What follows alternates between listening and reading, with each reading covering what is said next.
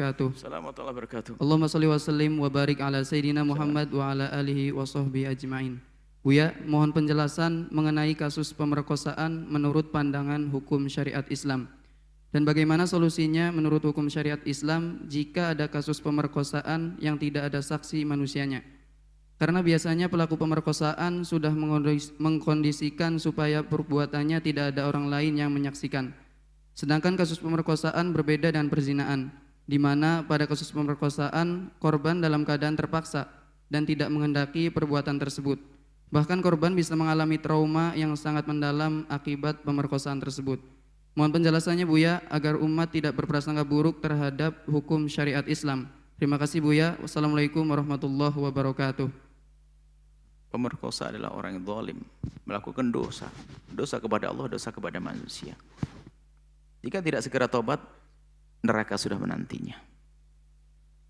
Na'udzubillah. Dia zalim. Pada akhirnya dia melakukan zina juga. Na'udzubillah. Adapun orang yang diperkosa di luar kemampuannya, Allah Maha Pengasih, Allah Maha Pengampun. Selagi itu adalah tidak. Artinya selagi dia mengingkari dan dia terpaksa, namanya orang diperkosa, bukan kemauan dia. Maka kepada siapapun yang mendapatkan perlakuan semacam ini, ketahuilah bahwasanya Anda tidak dosa. Anda tidak dosa. Apapun yang selama ini Anda tidak usah terpuruk dengan masalah keperawanan dan sebagainya. Allah akan kembalikan itu semuanya. Yang jelas tidak boleh merasa terpuruk sampai seperti sebagian orang karena tidak mengerti ilmu. Di saat dia ini banyak ada sebagian yang pernah sampai kepada kami menyampaikan bahwasanya kenapa dia terjerumus di dalam dunia pelacuran, rupanya karena dia diperkosa. Sehingga dia merasa putus asa, karena pun dia sudah dinodai, merasa tidak perawan, lalu dia terpuruk, na'udzubillah. Tidak, dia tidak dosa. Karena dia diperkosa. Kembalilah kepada Allah. Allah akan tutup itu semuanya. Jangankan diperkosa yang dia tidak dosa. Seandainya ada pezina sekalipun, segera kembali kepada Allah. Tutup itu aib. Nah, ini adalah nasihat untuk pemerkosa dan orang yang diperkosa. Orang perkosa harus kuat. Anda sudah ditolimi, Anda itu Masya Allah. Ditolimi, tinggal kembali kepada Allah di luar kemampuan Anda. Jangan ceritakan kepada siapapun. Dan ternyata yang lebih penting bukan ini. Yang akan kami nasihatkan. Tuh. Kepolisian, pengadilan, yang ingin mengusut pelaku kejahatan. Tolong, sang korban betul-betul dirahasiakan, sangat tersembunyi, tidak boleh ada yang tahu. Media jangan main-main. Kadang ini jadi bahan untuk viral, na'udzubillah, sehingga aib menjadi terbongkar. Ketahuilah Allah akan bongkar aib Anda kalau Anda bongkar aibnya orang. Sementara ini orang terzalimi, akhirnya menjadi terpuruk dia. Gara-gara sudah diketahui bahwasanya dia telah diperkosa dan seterusnya, na'udzubillah. Dia perlu ditolong mentalnya. Mentalnya, dia trauma, dia sakit dia. Jangan malah disebar, na'udzubillah. Tanggung jawab di hadapan Allah, hei yang punya media. Jangan main-main. Allah bisa menjadikan Anda gila, Allah bisa menjadikan Anda begini atau anak Anda karena Anda merusak orang. Jangan senang dengan berita-berita begitu. Na'udzubillah. Kita mendengar suatu berita diperkosa begini, disebar ke sana, astagfirullah, jerit. Sedih. Ini, kalaupun pengadilan tolong tertutup. Lacak kepolisian juga tertutup. Lacak orangnya dibuktikan selesai, dihukum dia sesuai dengan prosedur. Tapi jangan sampai nanti memberi kesempatan kepada koran dan sebagainya ditulis Allah.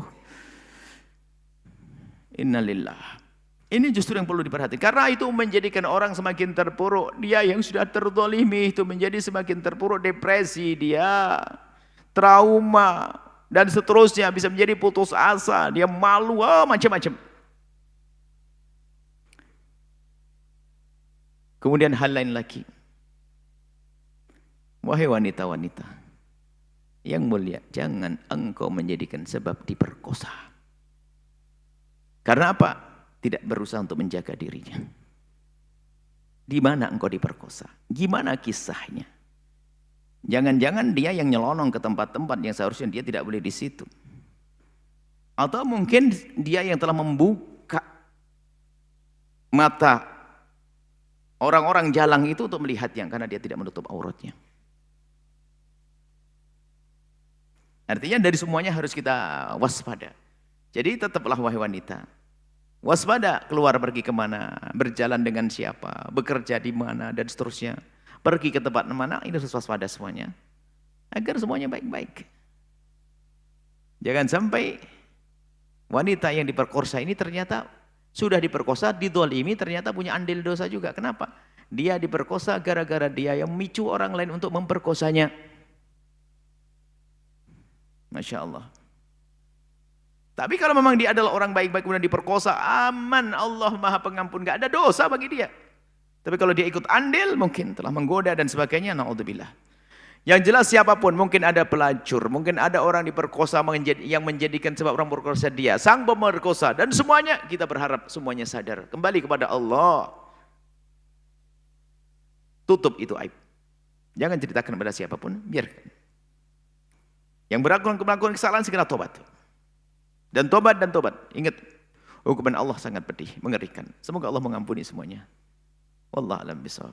Setelah Anda menyaksikan video ini, jangan lupa berselawat kepada baginda Nabi Muhammad sallallahu alaihi wa alihi wa sahbihi wasallam.